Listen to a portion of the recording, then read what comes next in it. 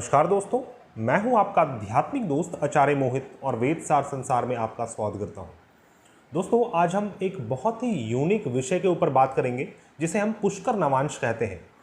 इसी video series में हमने 64th नवांश तथा 55th नवांश के ऊपर बात किया था। कुंडली का यह एक ऐसा पॉइंट होता है, एक ऐसा एनर्जी सेंटर होता है जो कि आपके जीवन में आने वाले विषम घटनाओं को दर्शाता है, अर्थात कि अशुभ घटनाओं को दर्शाने वाला है। उसी प्रकार कुंडली में कई सारे ऐसे बहुमूल्य पॉइंट्स होते हैं जो कि आपके जीवन में शुभ घटनाओं को दर्शाने वाले होते हैं और जीवन में शुभत्व क्रिएट करने वाले होते हैं। उसमें से एक है पुष्कर नवांश। यह पुष्कर नवांश क्या होता है, इसे आप अपनी कुंडली में किस प्रकार से समझ सकते हैं और इसके क्या एप्लीकेशन है, इसे हम कैसे अपने जीवन में समझें और इसके क्या क्या रहस्यमय तथ्य हैं, इन सभी विषयों पर आज हम विस्तार से चर्चा करेंगे। तो दोस्तों, वीडियो स्टार्ट करते करते यदि आप हमारे चैनल में न्यू हैं तो कृपया हमारे चैनल को सब्सक्राइब करें, हमारे इस वीडियो को ज़्यादा से ज़्यादा लाइक करें, शेयर करें और कृपया हमारे प्लेलिस्ट को अवश्य विजिट करें, क्योंकि हमारे प्लेलिस्ट में कई सारे ऐसे बहुमूल्य वीडियोज़ हैं जो शायद ही आपको पूरे यूट्यूब में प्राप्त हो। तो आइए बात करते हैं पुष्कर नवांश के विषय में। पुष्कर नवांश को समझने के लिए मैं चाहूँगा कि आप सभी दर्शक समझ पाएँ जिनका इंटेलेक्ट दिमाग है, जो बहुत डीप तक जा सकते हैं, डीप स्टडी करते हैं, उनको भी मैं समझाऊँगा, और जिनको एक सरल तरीके से समझना है कि कैसे हम देख लें, नॉर्मल व्यक्ति जो राशिफल देखते हैं वह भी पुष्कर नवांश के विषय में समझ सकते हैं। तो आप सभी को समझ में आने वाला है। कृपया वीडियो को पूरा देखें, अंत तक देखें। हम कंसेप्ट, बेसिक कंसेप्ट से शुरू करेंगे, ये नवांश क्या होता है, और उसके बाद हम पुष्कर नवांश तक पहुंचेंगे उसे समझते समझते। तो आप के लिए यह बहुत ही ज्ञानवर्धक वीडियो होने वाला है और बहुत ही पावरफुल पॉइंट है यह पुष्कर नवांश। और बहुत कम लोग ऐसे हैं, मैंने तो अपने नज़र में नहीं देखा, जो पुष्कर नवांश की उपयोगिता को समझते हैं तथा अपने विश्लेषण में पुष्कर नवांश के विषय में बतलाते हैं। तो पुष्कर नवांश को समझने के लिए नवांश समझना जरूरी है। नवांश का अर्थ है नौवां अंश। उसे हम नवांश भी कह सकते हैं, नवमांश भी कह सकते हैं। आपको जो सुविधा हो आप उस वर्ड को यूज़ कर सकते हैं। नवमांश का अर्थ है नौवां अंश। तो एक राशि का जब 9th जो पार्ट है उसे हम निकालते हैं तो वो एक नवमांश होता है, अर्थात कि एक राशि 30 डिग्री की होती है और 30 डिग्री को जब हम 9 पार्ट में डिवाइड करेंगे तो 3.2 डिग्री होता है, 3 डिग्री 2 मिनट्स। तो ये जो एक सेक्शन हुआ ये एक नवमांश हुआ। उसी प्रकार 3.2 से 6.4 डिग्री तक दूसरा नवांश, 6.4 से 10 डिग्री तक तीसरा नवांश, फिर से 10 डिग्री से 13.2 डिग्री तक चौथा नवांश। इस प्रकार से 9 नवांश होते हैं। तो प्रत्येक राशि में 9 नवांश हुए और कुल 12 राशियां हैं, तो इस आधार पर कुंडली में कुल 108 नवांश होते हैं। और यह 108 नवांश में बहुत से नवांश ऐसे होते हैं जो बहुत ही अशुभ फल देने वाले हैं, और बहुत से ऐसे नवांश होते हैं जैसे कि पुष्कर नवांश। पुष्कर नवांश का अर्थ क्या है? पुष्कर का अर्थ क्या है? पुष्कर का अर्थ है प्रोस्पैरिटी। पुष्कर के वर्ड से हम बहुत सारे मीनिंग को समझते हैं। पुष्कर से हम जलाशय को भी समझते हैं, पुष्कर से हम पुष्प को समझते हैं। साथ ही राजस्थान में अजमेर के निकट एक पुष्कर नाम का एक क्षेत्र है जहाँ पर पूरे विश्व में सिर्फ एक ही ब्रह्मा जी का मंदिर है, उसी पुष्कर स्थान में है, और उसे पुष्कर तीर्थ कहा गया है शास्त्रों में। और वहाँ पर पितृकर्म किए जाते हैं। ऐसी मान्यता है कि जो भी जातक वहाँ पर जाकर पितृकर्म करता है, पिंडदान को करता है, तो वहाँ पर से जातक को मुक्ति मिलती है, उनके पितृ तर जाते हैं। तो पुष्कर का यह महत्व है और इस नवांश को पुष्कर नवांश दिया गया है नाम। तो आप समझ सकते हैं ये कितना शुभ नवांश है। ये पूरे जीवन को चेंज कर सकता है। आपको जिस प्रकार की कुंडली दिख रही है उससे बिल्कुल अलग हटकर आपको फल मिल सकता है।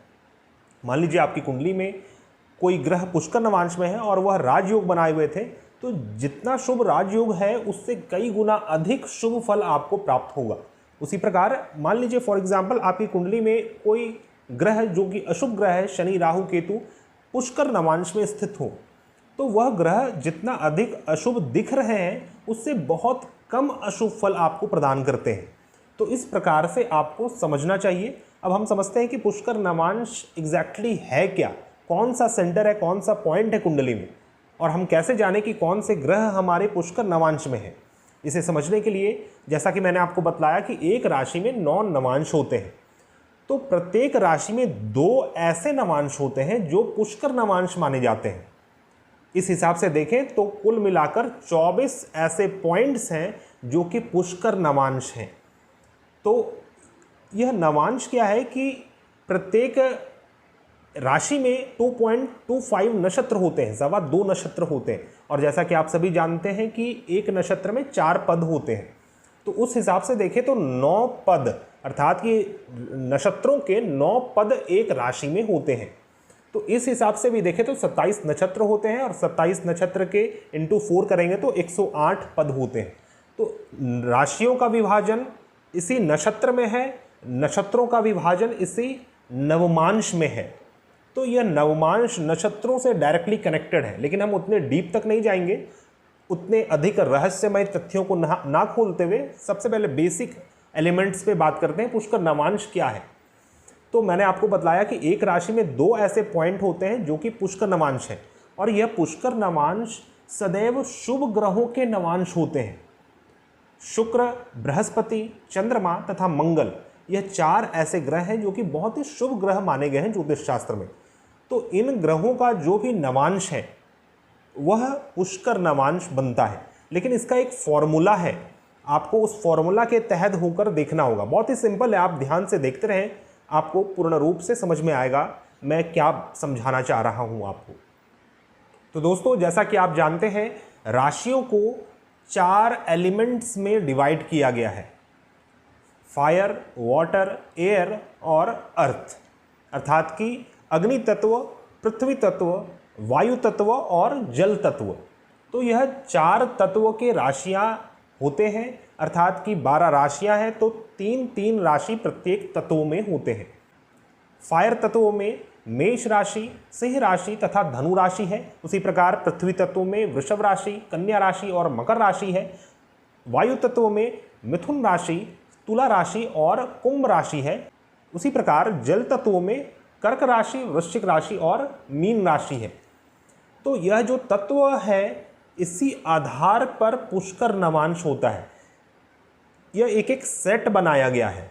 जैसे कि मान लीजिए आपके फायर तत्व के राशि में, अर्थात कि अग्नि तत्व की राशि में कोई भी ग्रह बैठे हुए हैं, और वह ग्रह यदि अपने 7वें या फिर 9वें नवांश में है, तो फिर वह ग्रह पुष्कर नवांश में है। उसी प्रकार प्रत्येक तत्व का अपना अपना एक अंक है, एक निर्धारित नवमांश है कि उस नवमांश में कोई ग्रह बैठे तब फिर वह पुष्कर नवांश होते हैं। तो अग्नि तत्व के लिए मैंने आपको बतलाया कि 7वां और 9वां नवांश पुष्कर नवांश होता है। उसी प्रकार पृथ्वी तत्व के लिए 3रा और 5वां नवांश पुष्कर नवांश होता है। वायु तत्व की राशि के लिए 6ठा और 8वां नवांश पुष्कर नवांश है, और जल तत्व की राशि के लिए 1ला और 3रा नवांश पुष्कर नवांश है।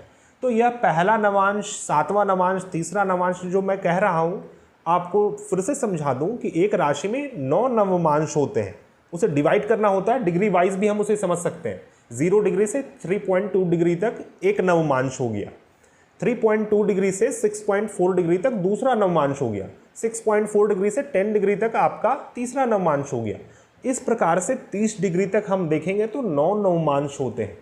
तो इस प्रकार से आप डिग्री वाइज भी समझ सकते हैं।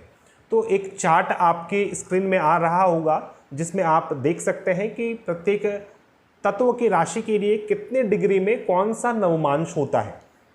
तो इस हिसाब से आप इसे समझें। तो दोस्तों, यह पुष्कर नवमांश हुआ। अब पुष्कर नवमांश में भी कुछ ऐसे पुष्कर नवमांश होते हैं जो कि अत्यधिक शुभ फल देने वाले हैं।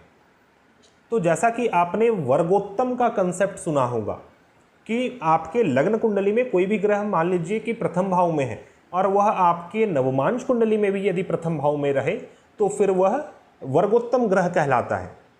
उसी प्रकार वर्गोत्तम नवमांश भी होते हैं, वर्गोत्तम पुष्कर नवमांश। तो इसके लिए आपको याद रखना होगा, इसको मैं समझा सकता हूं आपको, लेकिन शायद वो अधिक कॉम्प्लिकेटेड हो जाएगा और आपको समझ में ना आए, आप कंफ्यूज हो जाएं। तो बस आपको यह ध्यान रखना है कि वृषभ राशि में जो 5वां नवमांश है वह वर्गोत्तम पुष्कर नवमांश है। यदि आपकी कुंडली में वृषभ राशि में कोई भी ग्रह 5वें नवमांश में है तो वह अपने वर्गोत्तम पुष्कर नवमांश में है, वो ग्रह अत्यधिक एक्स्ट्रा ऑर्डिनरी फल देने वाला होता है। उसी प्रकार कोई भी ग्रह कर्क राशि में हो और प्रथम नवमांश में हो, सिर्फ कर्क राशि में प्रथम नवमांश में कोई ग्रह हो तो वह ग्रह आपके पुष्कर नवमांश में है, साथ ही वर्गोत्तम पुष्कर नवमांश में है। तो कर्क राशि का जो पहला नवमांश होगा वह 0 डिग्री से 3.2 डिग्री तक कोई भी ग्रह हो कर्क राशि में तो आप समझ लें कि वो पुष्कर नवमांश में है।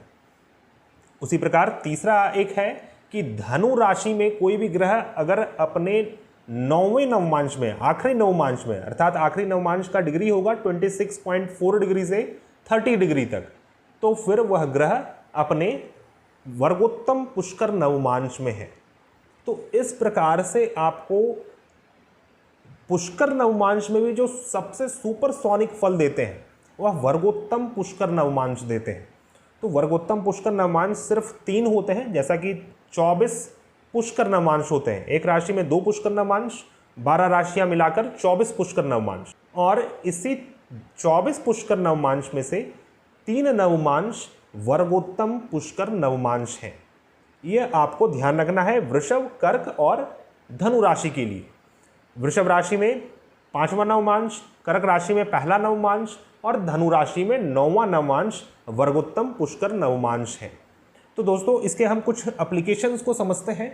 जैसा कि आप जानते हैं कि कोई भी ग्रह या फिर कोई भी ग्रह का गोचर जब हम देखते हैं उसके लिए कई सारे माइन्यूट एलिमेंट्स को देखना आवश्यक है। उसमें से यह भी आप देख सकते हैं कोई भी ग्रह की महादशा अंतर्दशा चल रही है और वह ग्रह का वर्तमान में मान लीजिए गोचर हुआ, तो जब भी वह ग्रह अपने पुष्कर नवमांश में गोचर करते रहेंगे तो फिर आपको निश्चिंत हो जाने की आवश्यकता है, आपको बहुत ही अच्छे फल प्रदान करेंगे, चाहे वो ग्रह मारक हो, आपकी कुंडली में अशुभ हो या फिर किसी भी अवस्था में हो। उसी प्रकार हम अपने बर्थ चार्ट में, अपने जन्म कुंडली में भी इसे समझ सकते हैं। यदि आपके जन्म कुंडली में कोई भी ग्रह पुष्कर नवमांश में है मान लीजिए, तो फिर वह ग्रह को यह देखने की आवश्यकता नहीं कि वह ग्रह किस भाव के स्वामी है या फिर मारक अवस्था में है, अशुभ ग्रहों से पीड़ित है। इन सभी चीज़ों का विश्लेषण करने की आवश्यकता ही नहीं, क्योंकि वह ग्रह आपको बेस्ट टू बेस्ट फल देने वाले हैं। तो सिंपल सा टेक्निक मैंने आपको बतलाया। फायर, अर्थ, एयर और वाटर अलग अलग तत्व के राशि हैं। अलग अलग तत्व के राशियों के लिए अलग अलग नवमांश जो होता है वो पुष्कर नवमांश होता है। तो इस प्रकार से आप समझ सकते हैं। बाकी पुष्कर नवमांश एक बहुत ही रहस्यमय नवमांश भी माना गया है, क्योंकि जैसा कि मैंने बतलाया कि पितरों की शांति होती है पुष्कर क्षेत्र में, तो यह नवमांश पूर्व जन्म से भी जुड़ा हुआ है। पूर्व जन्म तथा आने वाला जन्म हमारा प्रारब्ध कर्म जो है, पूर्व जन्म का कर्म, वो सभी चीज़ें पुष्कर नवमांश से जुड़े हुए रहते हैं। तो पुष्कर नवमांश में किस प्रकार के ग्रह हैं यह देखना आवश्यक है। मान लीजिए शुभ ग्रह हैं, तो शुभ ग्रह से रिलेटेड आपको शुभ फल आप उससे परसीव कर सकते हैं, समझ सकते हैं।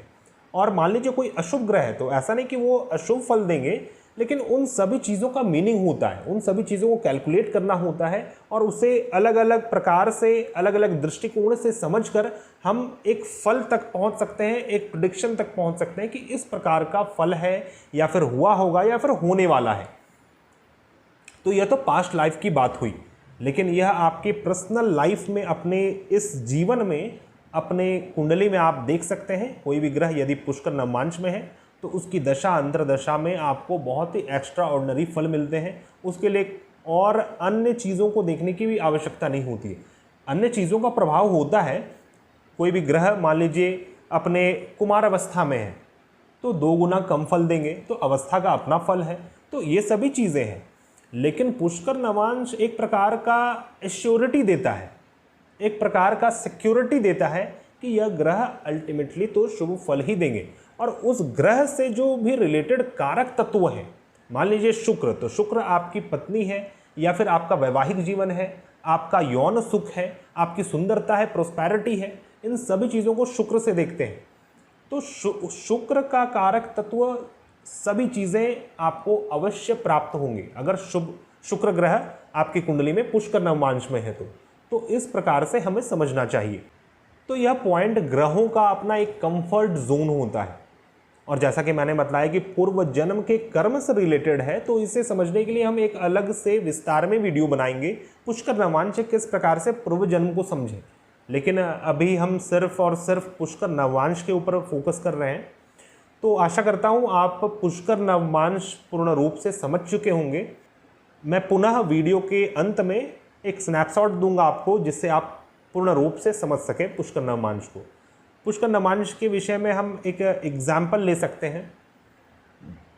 मान लीजिए आपकी कुंडली में सिंह राशि में कोई भी ग्रह स्थित हो, और जैसा कि मैंने आपको बताया सिंह राशि में 7वां नवमांश और 9वां नवमांश पुष्कर नवमांश होता है। तो 7वां नवमांश का क्या डिग्री होगा? 7वां नवमांश का डिग्री है 20 डिग्री से 23.2 डिग्री तक।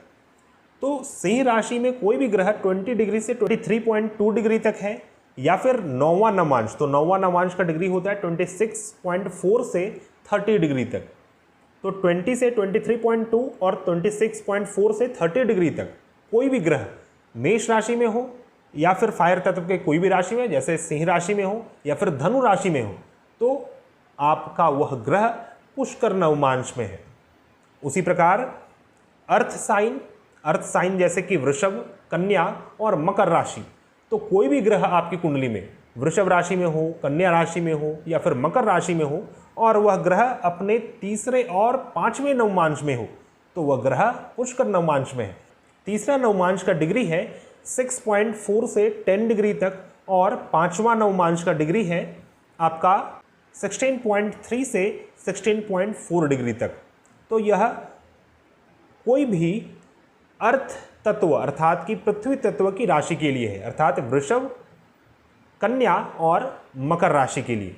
उसी प्रकार कोई भी वायु तत्व की राशि हो, मिथुन राशि, तुला राशि या फिर कुंभ राशि, तो मिथुन, तुला और कुंभ के लिए 6ठा और 8वां नवमांश पुष्कर नवमांश होता है। 6ठा नवमांश का डिग्री है 16.4 से 20 डिग्री तक, और 8वां नवमांश का डिग्री है 23.2 से 26.4 डिग्री तक। तो यह डिग्री मैं आपको इसीलिए बतला रहा हूँ कि आपको इजी पड़े, आपको समझ में आ सके। आप डायरेक्टली अपने कुंडली को खोलें और उसमें ग्रहों का डिग्री देखें और किस तत्व की राशि में है वो, यदि वो मैच हो रहा है तो आप निश्चिंत हो जाएं और यह समझ लें कि वह ग्रह अपने पुष्कर नवमांश में है। इसमें और भी कई सारे प्रकार हैं इसे समझने के, कई सारे एप्लीकेशन हैं। इसका बहुत वाइड एंड एक्सपेक्ट है इसके यूज़ का। तो उन सभी विषयों पर हम विस्तार में आने वाले वीडियोस में बात करेंगे। सबसे पहले आपका एक प्लेटफॉर्म क्रिएट हो जाए, एक बेसिक अंडरस्टैंडिंग हो जाए पुष्कर नवमांश को लेकर। और अंतिम तत्व है जल तत्व की राशि। कर्क राशि, वृश्चिक राशि और मीन राशि जल तत्व की राशि है। तो जल तत्व की राशि के लिए पहला और तीसरा नवमांश पुष्कर नवमांश होता है। पहला नवमांश 0 डिग्री से 3.2 डिग्री तक, और तीसरा नवमांश 6.4 डिग्री से 10 डिग्री तक। तो इस बीच में कोई भी ग्रह हो तो वह अपने पुष्कर नवमांश में है, अगर वह जल तत्व की राशि में है 4, 8 और 12। तो इस प्रकार से आपको समझना चाहिए। तो जैसा कि मैंने आपको वीडियो की स्टार्टिंग में बतलाया था, यह जो पुष्कर नवमांश होता है यह सदैव शुभ ग्रहों का होता है, जैसे बृहस्पति, शुक्र, बुध और चंद्रमा। तो 24 नवमांश जो होते हैं वो पुष्कर नवमांश होते हैं, क्योंकि एक राशि में 2 नवमांश हैं और 12 राशियों में 24 नवमांश। तो यह 24 नवमांश में से 9 ऐसे नवमांश हैं जो बृहस्पति के हैं, 9 ऐसे नवमांश हैं जो शुक्र के हैं, और 3 बुध और चंद्रमा के नवमांश हैं। तो आप देख भी सकते हैं, जैसे कि अग्नि तत्व की राशि के लिए 7 और 9 अर्थात कि तुला राशि और धनु राशि का जो नवमांश होगा वह पुष्कर नवमांश होगा। उसी प्रकार पृथ्वी तत्व की राशि अर्थात वृषभ, कन्या और मकर के लिए 2 और 12वां अर्थात कि वृषभ और मीन राशि, यहाँ पर एक शुक्र का है और दूसरा बृहस्पति का है। तो यह दोनों नवमांश, बृहस्पति और शुक्र का नवमांश यहाँ पर। तो दोस्तों, और यह पुष्कर नवमांश जो है इसका बहुत ही श्रेष्ठ एग्जाम्पल आप हमारे जो वर्तमान में प्राइम मिनिस्टर हैं मिस्टर नरेंद्र मोदी जी, इनकी कुंडली में देख सकते हैं। और इस पुष्कर नवमांश के बहुत ही बेहतरीन एग्जाम्पल को समझने के लिए हम अपने वर्तमान में जो प्रधानमंत्री हैं श्री नरेंद्र मोदी जी, इनकी कुंडली में देख सकते हैं। इनकी कुंडली में दो ऐसे ग्रह हैं जो कि पुष्कर नवमांश में है, मंगल और चंद्रमा। उसी प्रकार इनका जो लग्न है, इनका लग्न वृश्चिक राशि का लग्न है और वृश्चिक राशि के लग्न में पहला नवमांश इनका हो रहा है, अर्थात कि लग्न की जो डिग्री है वो एग्जैक्टली मुझे याद नहीं है, लेकिन वो 3.2 डिग्री के अंतराल में है, अर्थात कि जो लग्न का डिग्री है वो 0 डिग्री से 3.2 डिग्री तक है। तो इस हिसाब से इनका जल तत्व का लग्न हो गया। लग्न भाव की मैं बात कर रहा हूँ, तो जल तत्व का लग्न की राशि है और इस राशि का जो डिग्री है वह पहले नवमांश में पड़ रहा है, जो कि पुनः पुष्कर नवमांश होता है। अर्थात नरेंद्र मोदी जी का जो कुंडली है, उनका जो लग्न स्थान है, वह लग्न ही पुष्कर नवमांश में है। तो आप समझ सकते हैं इस प्रकार का जो लग्न होता है वो राजाओं का लग्न होता है। उसी प्रकार आपने एक सुना होगा वर्गोत्तम लग्न, तो वर्गोत्तम भी एक इसी प्रकार का फल देने वाला होता है, एक एक्स्ट्रा ऑर्डिनरी प्रकार से आपको शुभ फल प्रदान करता है। तो यदि वर्गोत्तम लग्न भी हो और पुष्कर लग्न भी हो तो फिर आप समझ सकते हैं ये एक बादशाह की कुंडली हो जाएगी। तो मान लीजिए धनु लग्न की कुंडली है और धनु लग्न का जो डिग्री है वह 26.4 डिग्री से 30 डिग्री तक है। तो 26.4 डिग्री से 30 डिग्री तक 9वां नवमांश होता है और 9th नवमांश जो है धनु राशि का वह पुष्कर नवमांश हो गया। तो इस हिसाब से धनु राशि में यदि आपका धनु राशि का लग्न है और यदि 26.4 डिग्री से 30 डिग्री तक है तो आपको समझना चाहिए कि आपका लग्न वर्गोत्तम पुष्कर नवमांश का लग्न है और ये वन ऑफ द श्रेष्ठ फल प्रदान करने वाला है। कुंडली में कितने भी अशुभ योग बने, वह जितना अशुभ दिख रहा है उतना अशुभ क्या बिल्कुल भी अशुभ फल प्राप्त नहीं होता, बल्कि छोटे छोटे ही शुभ योग उस जातक को राजयोग के समान फल देने वाले होते हैं। तो इस प्रकार से आपको समझना चाहिए अपनी कुंडली में पुष्कर नवमांश को। तो दोस्तों आशा करता हूं आपको मेरा यह वीडियो पसंद आया होगा तथा समझ में आया होगा। यदि आपको हमारे वीडियोस पसंद आते हैं तो कृपया हमारे प्लेलिस्ट को अवश्य विजिट करें तथा हमारे चैनल को सब्सक्राइब करें।